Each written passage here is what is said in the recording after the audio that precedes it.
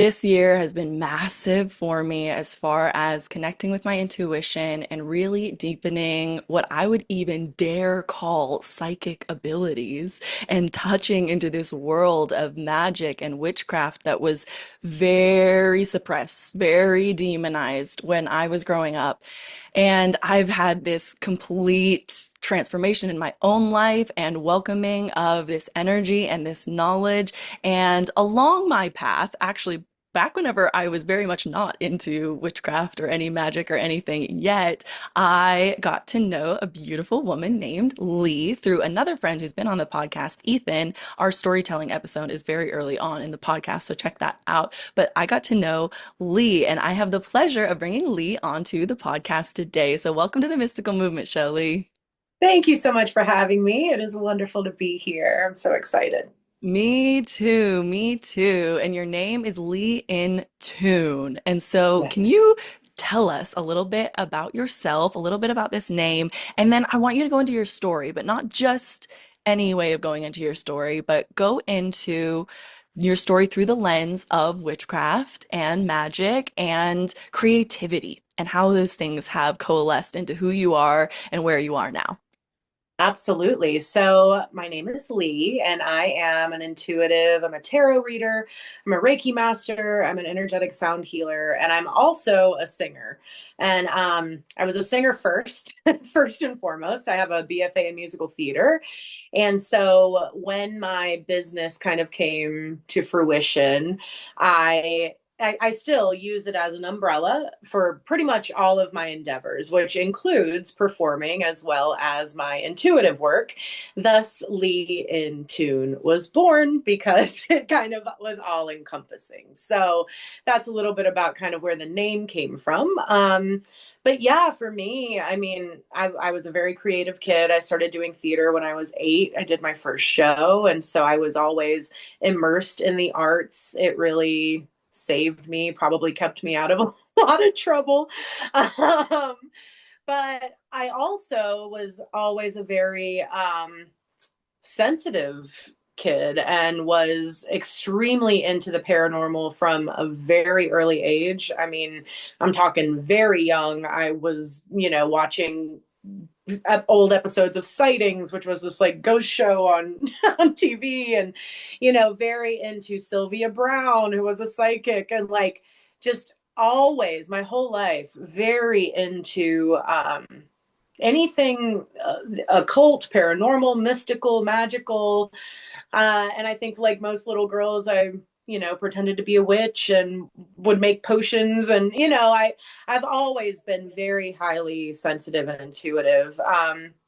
And then I was a performer, and so all of this kind of combined. And then yeah, I think there's an interesting kind of like theater kid to tarot reader pipeline that happens to a lot of us. I think that theater kids by nature are superstitious. There's so much superstition and really witchcraft and belief in ritual that's kind of tied into theater in general. So I think a lot of theater people are more, prone to go this route, maybe. That's kind of been my experience. So yeah, that's Yeah. And then could you talk to us a little bit about where you are today with your business and everything, how that has unfolded? For sure. So I'm located in Myrtle Beach, South Carolina. I am the co-owner of a brick and mortar healing space called the Inner Light, located in downtown Myrtle Beach. I own that with my business partner and best friend, Brooke Allen. She's known as spiritual medium Brooke Ann. So she is an evidential medium, and I am a tarot reader, Reiki master, and a sound healer. So we both operate out of this space. It's funny. I was working out of my house for the first few years, and had people come to me for readings, but then I had a baby, and so it all kind of came to fruition in like this divine timing, perfect way. Where we found this space, and it's just been beautiful. We've been in here since March, and it's flourishing. And then I also, I focus a lot of energy on my virtual presence as well, kind of growing on my Instagram and TikTok platforms, and I offer virtual sessions too. So just, I feel like my word of 2025 was cultivate, and I'm just trying to do that, right? Like it's all about the Empress energy, abundance and fertility and creativity. So Ah, that's beautiful. Well, here is to you and everything you're building. I, for one, have enjoyed watching everything that you're cultivating, and it's been thank beautiful you to see. I'm so grateful for your presence, and just, yeah, hats off to you for sure for so everything. much. You too, girl. Oh, You're thank doing it you. too. Thank you. And here we are. And here we are. Mhm. So, I want to talk with you first off about this intersection of creativity and witchcraft and magic and the occult and where you see, because you mentioned singing for sure. And also, you mentioned that theater kid to tarot reader pipeline. I feel like there's Yes. some around this of the mythology. Right. And like the archetypes, especially with tarot and characters. So, Yeah. just whatever is coming up that you would love to share with people who might be curious about how you see this intersection. Oh, I love that. I think the best part for me about witchcraft in general or magic is that it's so personal, and it's such, you have the creativity to create the practice and the rituals that feel authentic to you. And I think in this online like culture and climate, there can be a lot of gatekeepy things and rules put out and things you should and should not do, and don't do this during eclipse season, don't do, but honey, this is your practice, this is about your spirituality, this is about your connection to source, God, spirit, whatever you want to call it. Do what feels right to you, as long as you're not hurting anybody. I am just very much of the mind that it should be a creative process. It should be something that fulfills you. It should fill your cup. It should be like mind, body, soul, feeling good all throughout. And so I think that witchcraft in its own essence is creativity. It is at its core about creating what it is that we're trying to manifest, right? What it is that we're trying to put out. So I think that it should feel personal, and it should feel like your own, and it shouldn't look like anybody else's practice. That's the beauty of having your own spirituality. Right. So, On a, yeah. on it, I love that. Just yes, yes, yes, yes, yes, yes. There's so many things where I'm like, oh, we got to talk about this part. We got to talk about this part now. One of the first things is how you talked about ritual and that Hmm. sense of making things as ritual. And so I really see in that right there, that's a creative opportunity, Yeah. right? a How do hundred you percent. see the cultivation of rituals? How do you guide people on creating their own rituals, that kind of thing? Well, I think that you have to start at intention. I think that that is it, what any ritual is going to be about, right? Like, what is the intention at hand for you? Um, and that's kind of where I think you have to be clear. As long as your intentions are clear, the ritual will flow, in my opinion. I've recently kind of dove into glamour magic, and that's been a big part of my practice over the last few months. And again, that's something that can have a lot of like rules to it. And if you look it up, there's a lot of people telling you don't do this and do this. But for me, I just knew that I was in a place that I was ready to attract. I wanted to attract more clients. I wanted to attract more visibility, more eyes on me, right? And so I just kind of went within, tapped in, and started to flow into the ritual of glamour magic and what that means to me. And so now it's a part of my daily practice. It's a part of my getting ready process, which is something that I already did anyway. And so part of that creativity too is, I think, ritualizing things you already do, as opposed to trying to feel like it's something that you have to like find time for or fit in. I think we can ritualize, doing the dishes if you want to. Like, you can ritualize your day to day. It's all about intention, and it's about what you're trying to manifest and bring into your life. Yes, with that intention. I so agree. I had this epiphany one time many years ago where I was like, oh, the way I wash the dishes is the way I do everything. So it's funny that you Hmm. even mentioned washing the dishes because, yeah, Hmm. if I can have love and gratitude. Did you ever read that play, The Clean House? I don't think so. You heard of the play The Clean House? In it, it basically one of the main takeaways that I took from it is cleaning your house is taking accountability for the space that you take up.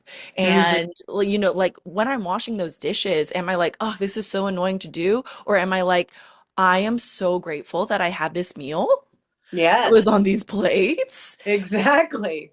And that we're enchanting in a way our space. Like as soon Mhm. as you came on, right? I was like, wow, that space. I could feel the whoa, whoa, whoa, you know what I Oh, mean? thank From you. coming out from a place like that because it's clear that you go there and you channel and you tune into your heart and you open yourself to energy and you see yourself as a conduit for this energy to pass through. And actually that makes me really want to talk about something. Let's talk about power. Oh, yeah, girl. Let's do it. Let's talk about power. And one, there's like the way that we see power in the world, but there's also like the divine is power. And when you call in or when you call yourself powerful, are you actually just a tool for that power to come through you, or is it your power? How do you Mm. see this? Oh, I love that. I think it depends on the situation. I think it depends on for me personally, on the work that I'm doing at the time. If I'm doing a Reiki session, then I believe that I am the conduit and that it flows through me.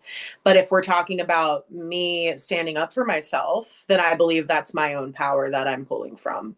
I think that divine is always there and you can always call upon your guides, angels, ancestors. You can ask for your power back from anywhere that you intentionally or unintentionally gave it away to. um, but I think it depends. I think it depends on the situation. I personally, I'm a huge advocate for standing in your power. That and finding the power in our tower moments, those moments of devastation and loss, and those are put on our path to shift our trajectory. Those are put on our path to make you stronger, to give you the depths to pull from. um, so yeah, I think it can be both. Again, it's one of those things that's really going to resonate with the individual person. I think that divine is always there, and when you're not feeling maybe strong enough or you're not finding the power within, call upon it. It will be there. But I think as we navigate as practitioners, as witches, as women in this godforsaken climate that we're in right now, it's more important than ever for us to possess our personal power and stand in it.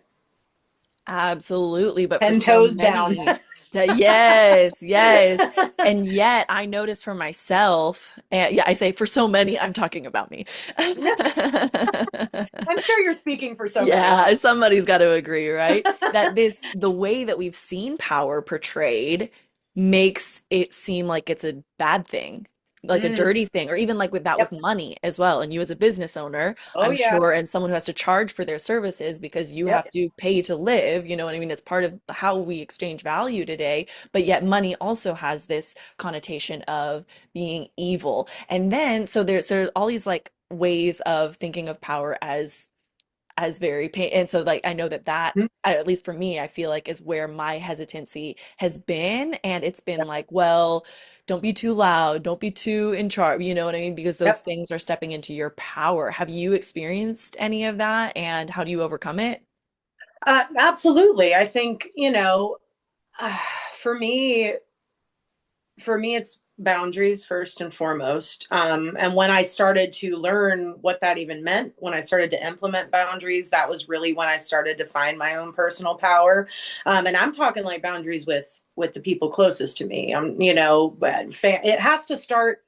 The call is coming from inside the house. You know what I mean? Like we have to start standing in our power in our most intimate spaces, and then I think it can radiate out into the world, right? Like I would not be where I am as a business owner if, 4 or 5 years ago, I had not implemented the boundaries that needed to be implemented within my familial relationships, I would not be where I am. I would not be able to stand up for myself in a business meeting the way I do now, because it has to start from the core and work its way out. It's got, the nucleus is the powerhouse of the cell. You know what I mean? Like, it has to start there. Um, yeah. So Yeah. I think that starting to find it in within you, within those intimate relationships, is only going to radiate out. Uh, Go ahead. Sorry. Oh, no, nothing to, yeah, I'm loving it. I feel like even as a mom, right? That's got to be how many women put aside everything for their children, and in Oh, doing yeah. so, their children aren't learning to follow their dreams. Exactly. Mom guilt is real. I will say it is real, but I am a huge advocate. Like, I want my daughter to know that in her first year of life, I opened a brick and mortar business. In her first year of life, I, was fully employed by myself. And I was, like, I want her to know that. If that means that, I have to have a nanny, if that means that I bring in help that I really trust, and if I rely on, grandparents and whatever, then that's okay, because it does take a village. And part of standing in your power is to acknowledge that you have to be a whole human. You have to be a whole human. And there are women I know that find so much fulfillment from staying home. And I think that's so beautiful. And I think that it is okay if that's where your fulfillment comes from. It is okay if that is what you feel is your purpose on this planet. Like, that is so beautiful. But it's also okay if that's not where you find it. It's also Raise his okay. hand.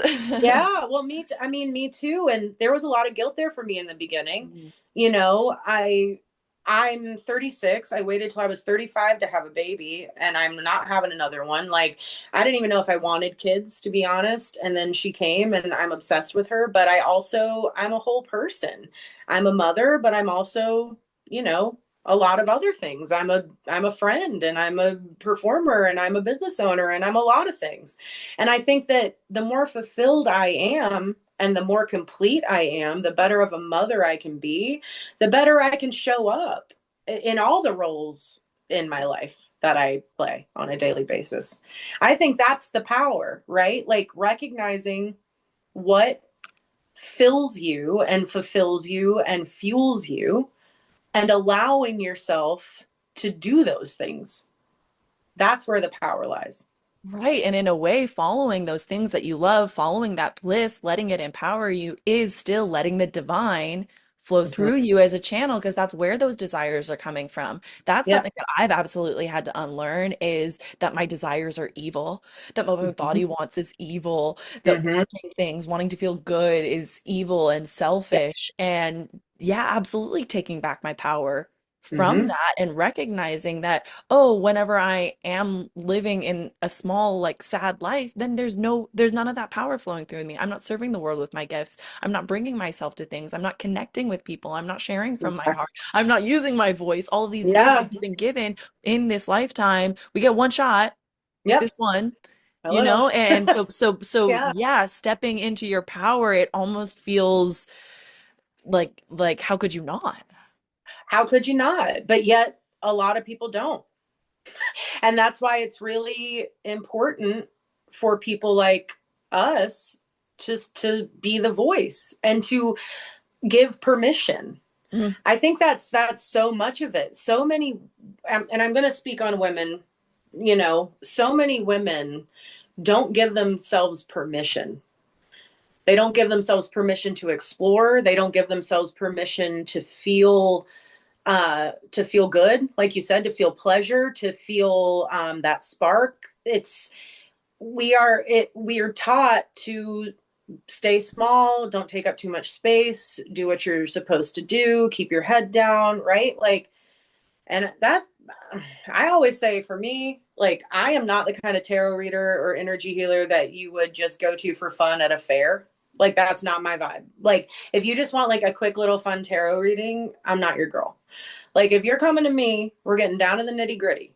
We are shifting trajectories. We are dismantling bullshit that's not serving us. We are reassessing, right? Like, we're here to make a change. I want you to remember who the fuck you are. That's why you're coming to me. And if you're not ready for that, that's okay. There's, I'm sure, a tarot reader right down the street that would fit you just fine. But that is part of, again, intention. Yeah. I put out the intention that those are the clients that are going to come to me. People that are ready for a significant shift, that are ready to call their power back, that are ready to stand in that power and to give themselves permission. Mm. Yes, I talked about this on my last episode, this phrase that I read somewhere where she said, being master's favorite dog still makes you a dog with a master. Yeah. And so, so much that's been coming around that has been about permission for me, right? Mm-hmm. Who is the master in your life? Who is the author, the authority, right, Yep. of your story and of what you're allowed to do? And I think so many people don't even realize how constructed all of their beliefs are, constructed all like we talk about with the mom guilt or these different things. Like, where does Yep. that expectation even come from? It's so Mm-hmm. deeply conditioned. It's societal, it's social, it's all with media is reinforcing it, and we are consuming media left and right. And you got to be so careful of the narratives that you're choosing to tap into and what you're choosing Yep. to believe, because that's one of Yep. your huge places of power. And I just what one thing that keeps on coming up to my mind is how I used at the beginning the word psychic, and that's a word is often associated with power, psychic power, Power. and this sense of being able to tune in tune, Leigh in tune, be in Yes. tune with different things. So could you talk a little bit about how you see energy and how you see this flow? I'm so glad you shared your philosophy with the tarot. And so how is energy flowing through you? You know what I mean? What is the psychic element of that? How are you Yeah. seeing? How do you see that part? Because we're trying to put words to things that are the unknown, you Yeah. know? Yeah, it's funny. Like I said, like I was always super into like the paranormal, and I've been reading tarot since I was 18.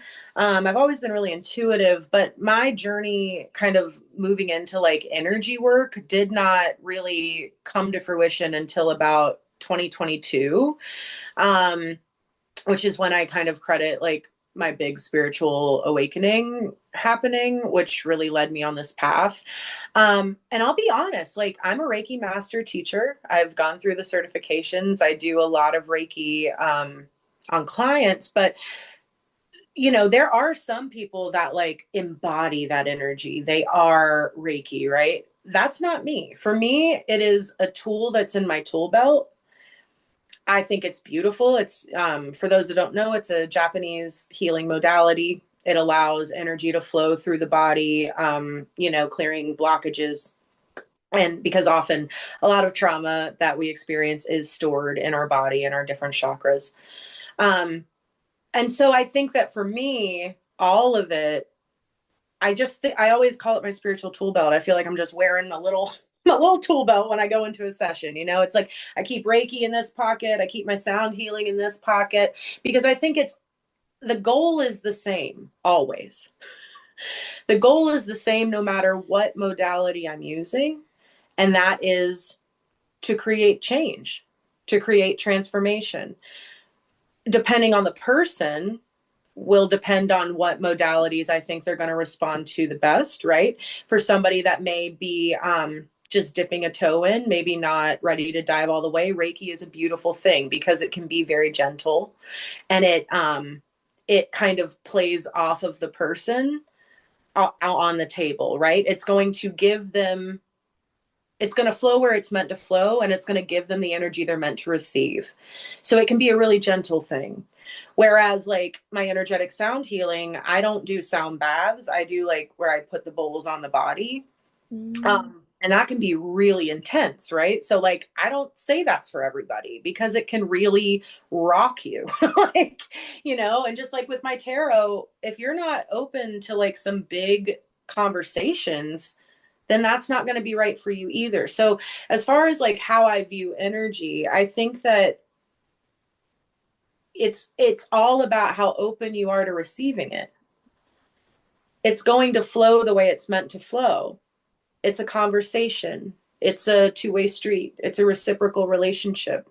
Just like in any relationship, you know, there has to be that kind of reciprocal energy moving throughout. Um, and I think like my intuitive downloads come through the work. Obviously, things will happen outside of the work where it pops into, but I think it all for me personally, it all depends on the person that I'm working with, the way it comes through. Sometimes it's visual, sometimes it's audio, auditory. Like it runs the gamut for me. I don't know if that answered the question. It does. It's great. It's great because it also goes back to creativity as well, right? You're getting to be Yes, so totally. creative in every single one of those sessions. You're reading it by what is their energy giving me? What do I feel tuned into? And having those options, it's very creative, like all the way from the tool belt and you choosing what those things are. Because yeah, I've met people who do Reiki different ways, even, we'll use Yeah, the same word or sound healing, like you said. It's not just the one thing that it is. And that again goes right. back to the very religious mindset. And how often do you see, because this was me for a while, the Mhm. religious to then spiritually religious? Girl, listen, I am located in the Bible Belt. Okay, I'm in Myrtle Beach, South Carolina, and I have clients that come here that will specify like, please don't tell anybody I came here, like because they can feel so shameful of even experiencing and opening up to something other than organized religion, specifically Christianity in this area. Um, but I think like I said in the beginning, it has to feel personal and it has to be your own personal practice. I think there is also a danger with some spirituality, especially when it's driven by white women. Um, as we are both white women, but there is almost like this watered down version of love and light and spirituality where it's like, it can feel very surface level. And to me, sometimes it can feel like Bible study where they're just replacing like Jesus with spirit. And like it can just feel like that same sort of energy. So I think like just like with anything, you have to use discernment when going into religion or spirituality. I think that the people that I've met that are the most grounded in their faith, whatever that is usually people that have studied multiple different types and have kind of chosen what resonates the most for them. I think whether you're religious or spiritual, it should be a personal belief system that you practice versus following strict guidelines and rules. Yes, and a word you said there, discernment, is in a way an opportunity. The opportunity to discern is an opportunity to step into your power. Yep, 100%. And that's boundaries. Right. And taking Yeah. accountability. Today is World Mental Health Day, right? Taking accountability for even if you do get to the point where you're like, yeah, wow, maybe these traumas are from my childhood and this stuff happened. That's like one level of awareness, right? The next level of awareness is none of those people are coming to save you either. Yep. So what are you going to do with it? What are you going to do with it? What are you going to do with it? That's when it's up to you. That's when, but yeah, that's when you get to choose and how much power lies in choice. It's our That's the beautiful thing. our ultimate creative ability, in my opinion. Exactly. 100%. So that's when you get to pick and choose. How do I navigate it? Are you going to let it make you, angry? Are you going to let it dictate how you navigate the rest of your life, or are you going to use it? Use it. Your body's holding on to it. You might as well use it. Alchemize it, alchemize it. Exactly. You might as well alchemize it. Yeah. So I'm curious now about some common misconceptions that you see and that you run into. She laughs as Hmm. the little Rolodex starts going. So yeah, common misconceptions, especially around the words psychic, magic, Hmm. witchcraft, tarot. Yep. I mean, first and foremost, that it's evil, that it's somehow satanic, or that it's, against God. In my opinion, well, it's more than an opinion, it's my belief that I keep God and spirit at the core of everything I do. Everything I do is coming, from a divine source. So if that's evil to you, then that's okay. That means you're not open and you're not ready. Period, point blank, right? I think, like you said, we've talked about like the constructs, right? So much of witchcraft and the metaphysical world is taught, we're taught that it's evil because what is it? It's all seeing, all knowing. You can't hide in the shadows when you can see what's going on. So people, you're taught to tap into your intuition as evil. Well, that's because they don't want you to see what they're doing behind the curtain. They don't want you to trust your gut. They don't want you, right? Like, they don't want you to feel into it and know when something's off. So, of course, they're going to teach you that it's wrong. Of course, they're going to teach you that using any sort of divination tool to give you clarity is, demonic. Just because there's a devil card in the tarot, when really the devil card in the tarot represents the humanness of it all. Right. Well, and the way I think of Lucifer in the mythology is that because he was an angel who didn't want to bow.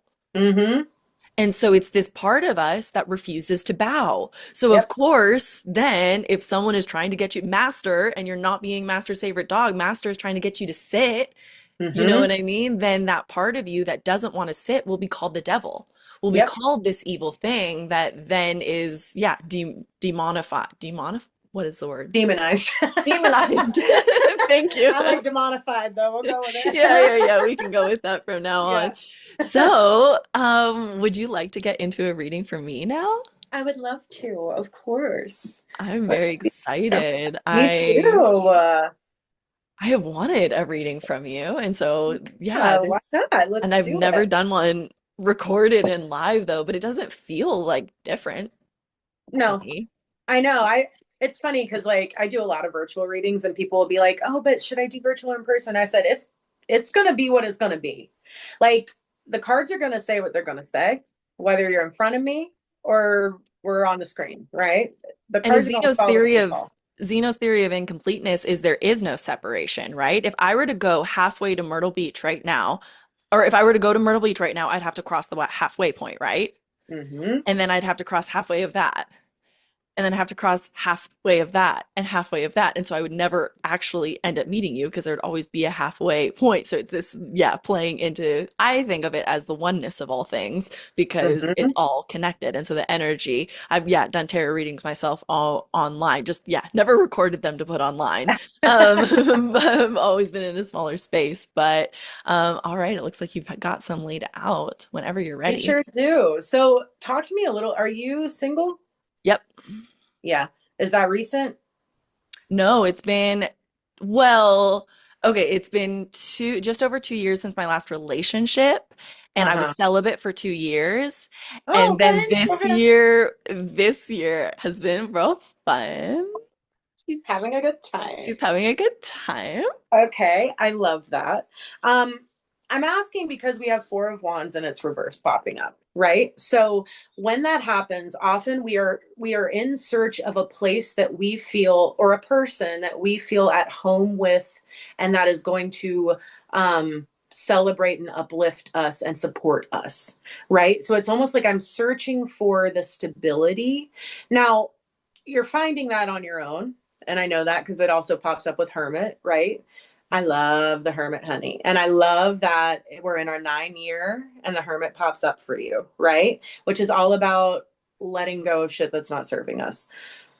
The hermit, people see the hermit and they think, oh, I'm like up in a house, right? No, the hermit is about taking the time that you need for introspection and for spiritual leveling up. He also holds a lantern over a mountain, guiding other people on their path. So when we're in our hermit era, often we're like cutting out the bullshit. We're like, I'm not taking it anymore. There's no more room at the inn. You know what I mean? It's very much in this place of coming into yourself and spiritual mastery, like starting to really kind of lean into that aspect. You are, though, when you do find a partner, when you're searching for a partner, you're searching for a place that feels like home, like a soft place to land, a place that you can be soft and allow that energy to be celebrated and supported instead of having to maybe be the decision maker, the person that's always kind of driving the ship, so to speak. Um, you got the devil popping up. Speaking of the I was devil. about to say, I was like, I bet it's gonna come up because we were just talking about it. Yeah, yeah. So, with the devil, this is all about our humanness. The devil is about the comfort zones we stay in.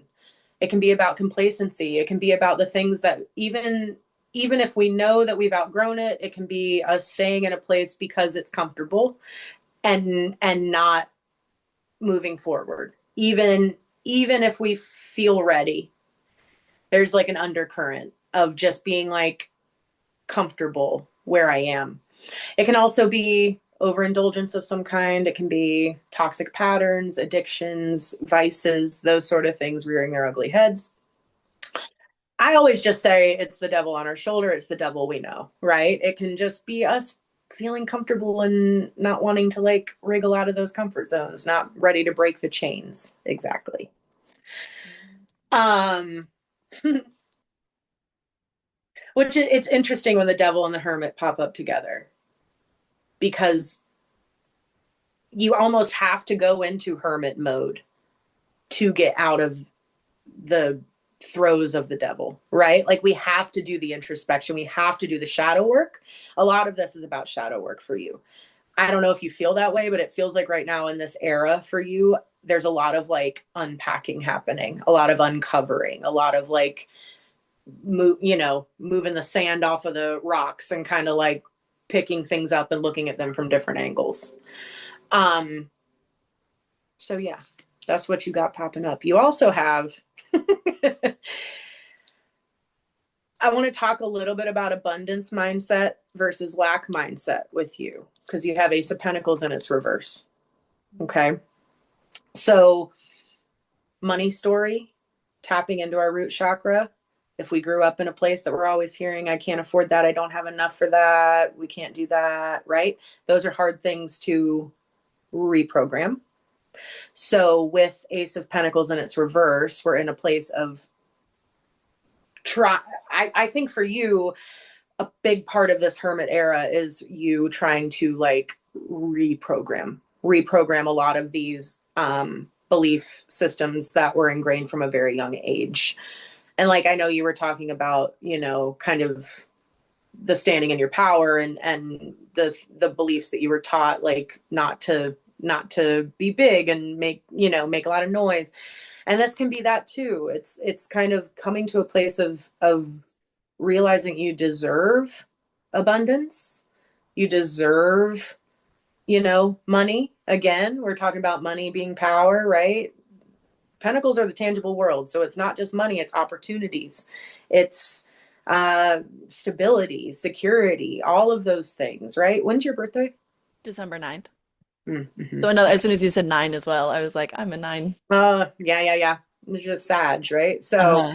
and that's that kind of like Sagittarius can be so adventurous and fiery and love to travel, right? And so it's interesting that both of these are about a lack of stability a little bit and need and craving that, but not, but maybe trying to figure out right now how you provide that for yourself. Yeah, so Love it. Thank you so much. I would love to just share how like the Yeah, things that please. Yeah, yeah, made me absolutely. feel and see. So yeah, I am on a venture right now I call Beaches Not Borders, which is just following my heart to different places around the world. And so it is very adventurous, very Mm-hmm. sad, very like much everything I love, but then comes the not like having a home or a place to Mm-hmm. root. And especially because I'm just over a month into this now, the first few weeks it was like, oh my gosh, this is so fun. And then I Right. hit the wall of like, I'm and this is tired. it now. And I haven't seen my nephew in a month, and he already looks like a new person because he's Yeah. almost 5, you know what I mean? They're growing so Yeah. fast. And so it's like missing out on those things, missing family. But at the same time, definitely recognizing, like you said, that I chose this isolation. I'm in a country I don't even speak the language right now. You know what I mean? I'm Mm-hmm. trying, I'm learning, Yeah. but I can't just like, yeah, go make friends. I mean, I can, and I have been making some friends. It's actually been Sure. really beautiful the way like different things have happened. I shared about that on the last episode too, but it's still, I feel very isolated, very hermetic in that way, but it is coming up then the devil, like these ways that I have avoided this kind of isolation, even though Mhm. I'm absolutely living the life of my dreams right now, even to the point of the Sure. Ace of Pentacles, right? Where it's like, okay, I am living it, but getting comfortable with it and finding the stability with it. And Yeah. that really, yeah, like recognizing I have given myself this opportunity to create, like we said, with rituals, all new habits, all new Mm-hmm. everything. I'm not stuck in a rut in any way. I'm moving, moving, moving. But then it's like, okay, but do I want to make all those new rituals from the same stories though? Mm-hmm. Mm-hmm. As of what I had from my past? Or do I take that time to, like you said, do the shadow work, clear out the Integrate. stuff, recognize, okay, is that choice actually serving me though? Should I just rip and replace that part of my life, or can I Yeah. choose something new in this position? And yeah, definitely. Also, even being in a country with the different currency has helped me unlearn a lot of that money stuff because Mm, it that's isn't interesting. necessarily just like because I'm having to do translations in my head, you know what I mean? Yeah. Quantifying how much something is has kind of escaped from me a little bit. And it's more like, do I want this? Is this the exchange of Oh. value that I am? And so that has also Yeah. helped me see just how much some of those stories have been rooted deeply in. So that's Oh, yeah, what interesting. Yeah, that's cool. where I see a I lot love of that. those. Yeah. You had you had Queen of Cups in its reverse too. So when this pops up, I just like to really drive self-care home for you. Okay? Because you're again, when you're caught up in that like lifestyle that you're living right now, that fast, fast, fast, go, go, go, you know, just be kind to yourself. And you seem like you take great care of yourself, but just with Queen of Cups, it can also be a pushing down or an ignoring of emotions that may be bubbling by keeping it rolling, right? Like if things are bubbling up, it's the only cup with a lid on it in the entire pair. So when she pops up, I'm always like, what are we suppressing? What are we repressing? Right? There might be some bubbling up of emotions as you're navigating this, and just acknowledge them. Allow that. Allow for the bubbling up. It's okay. You're on this journey for a reason, and it's to process. And it's to allow yourself to integrate, allow for the flow, allow for the change, right? It's about transformation. You don't want to come out of this the same person you were that went into it. So, Right. mhm. Mhm. Yeah. Yeah, I appreciate that because I am very comfortable in intellectualizing my feelings. I'm very comfortable in the Yeah. intellect and in that kind of and in reasoning about it and making up a Yep. little math equation for why you know what I mean, how I got there. Yep. But to just sit and feel it and going back to like that moment that I recognize like, oh, I really miss my family and Yeah. like, oh, I'm not gonna go back to that home that I had that I built that I loved. Like it's gone Right. Right. now. And like mourning some of that has been, yeah, not easy always Mhm. to go into the feeling of Yeah. uh, But when you do decide that it's time to go back, and when you do make that, make that call, then then the roots you put down are going to mean so much more. They're going to be so much more intentional. You know what I mean? Like it's all informing what's to come. Yeah. So allow yourself to feel it and process it, and allow it to inform how you move and how And I'm you move into it. and I'm seeing now too with what you said of not wanting to go through this transformation to be the same person, Mm-hmm. recognizing like, okay, so the person that's going to be making those decisions about rooting down will be a different person. You don't know her yet. Right. Mm-hmm. Mm-hmm. So, So it's okay with Queen of Cups, right? Cups are all about flow. So let her flow and let her grow, babe. She gonna be, it's gonna be the best parts of you now into whatever she's gonna be. And it's gonna be so beautiful. The hermit, I love a hermit era, honey. They're so important. And you need it. It's such a part of leveling up. It's a part of your soul's ascension. So just allow yourself to feel, allow yourself to cry if you need to. yeah. Cry if you need to. Go cry in the ocean, honey. You're at the beach, right? Yeah. Oh, poor me. I have the ocean to cry in. But Mm. sometimes, honestly, like sometimes being in those elements can really, nothing gets emotions moving like being by the ocean. Probably why I'm here. Yeah, yep, exactly. Because weren't you in like the middle of the country? The middle. If you looked at like Yeah, America, it was just the middle. You put your like finger in the middle. landlocked as fuck. Yeah, Landlocked AF, yeah. exactly. And that, yeah, that's been completely. And one thing my therapist has been talking about is Aphrodite and how she was over like where the ocean meets the shore, meets the sky. And so feeling Mhm. that sense of like mind, body, and soul coming Oh, I love that. together here is like really been the meditation for me. I love that. I think you're exactly where you're meant to be. Thank you. And I really find that super affirming Good. and yeah, like it helps give me direction to lean into what I'm feeling, to not push past this part of it or expect that like, great, I'm 1 month into this now. Where's I the should have it transition? figured out. Yeah. Yeah. Nope. It's just actually time for now the dust has settled. There was like the big explosion of change, right? Sure. And then Hmm. was kind of coming down from it. And now the dust has settled. Like you said, sweep it off, check out the things, do that Hmm. shadow work and go inwards. And what better time to than spooky season? I put on black just Oh, yes. for, I live in black. I'm always yeah, scared. I love it. I We got both have black our black nails. nails. Yes, I was about to say that too. I love that we both have that. Yes. Good. Well, okay, so to wrap it up, first thing, do you have any advice for anyone if they would like to tap into this power, how you recommend connecting with your intuition, connecting with your Mhm. gut, connecting with witchcraft or the energy that we have been talking about? Yeah, my first and foremost advice always is to listen to your body. Your body will never lie to you. If you walk in a situation and something in you feels off, listen to it. That to me is the gateway to tapping in. If you have been ignoring those sort of feelings in your body for a long time, that those are the things that are going to tell you. Your body will never lie. If you feel that twinge in your belly, if your chest tightens, if you get a tickle in your throat, those are the things that your body is telling you.